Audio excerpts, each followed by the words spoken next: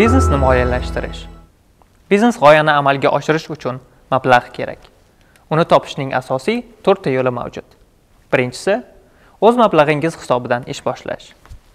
Bu eng xavfsiz va erkin variant. Qarz yo'q, majburiyat yo'q. Hamma qarorni faqat siz qabul qilasiz. Shaxsiy mablag' bilan boshlangan biznesdan tadbirkor o'z faoliyati uchun to'liq javobgar bo'ladi. Bu esa ishonch va intizomni kuchaytiradi. Ikkinchisi, do'stlar yoki qarindoshlar yordamida moliyalashtirish. Agar o'z mablag'ingiz yetarli bo'lmasa, yaqinlaringiz orqali kichik mablag'larni tez topish mumkin. Bu usulda ishonch juda muhim. Shuning uchun barcha kelishuvlarni yozma ravishda belgilash tavsiya etiladi. Qay tartibda va qay muddatda qarz qaytarilishi aniq bo'lsin. Bu munosabatlarni buzmasdan moliyaviy yordamni samarali foydalanishga yordam beradi. Uchinchisi, investorlar jalb qilish.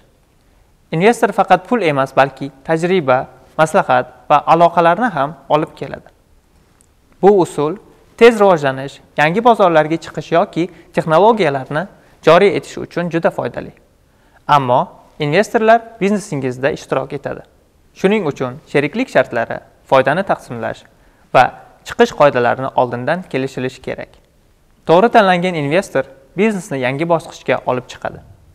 To'rtinchisi, kredit orqali moliyalashtirish. Bank kreditlari tadbirkorlikni kengaytirishda eng ko'p qo'llaniladigan manbalardan biri.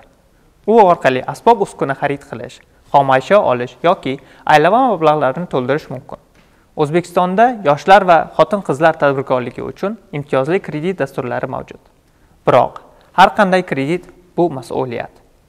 Foiz stavkalari, qaytarish muddatlari va garov talablarini oldindan o'rganing. To'g'ri boshqarilgan kredit biznesni rivojlantiradi. Lekin noto'g'ri yondashuv moliyaviy xavf keltirishi mumkin.